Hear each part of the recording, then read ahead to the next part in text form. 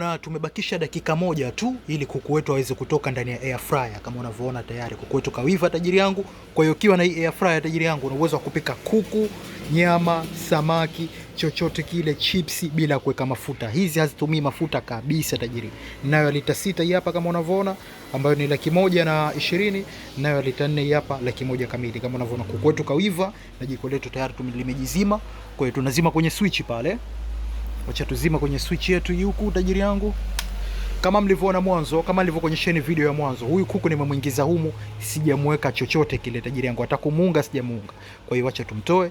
Bismillah. Angalia wewe mteja wangu, kuku wetu alivyoiva hapo. Ona kuku alivyoiva tajiri yangu.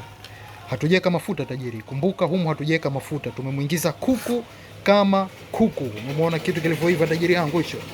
Yaani kushinda hata kwenye hilo jiko lenyewe. Umeona huyu? Kawiva vizuri kabisa tajiri yangu. Kwa hiyo hapa ni mkao wa kula. Kwa hiyo chochote humo unachohitaji kupika kuku, nyama, samaki, chipsi bila kuweka mafuta, basi una uwezo wa kupika vizuri kabisa, wala haina kipengele. Kwa kama unahitaji air fryer yako, lita 6 zipo, lita 4 zipo tajiri yangu. Humu huweki mafuta na anawiva vizuri kabisa kama unavyomuona. Kawiva kushinda hata kwenye ile jiko la mafuta tajiri. Umemwona huyo?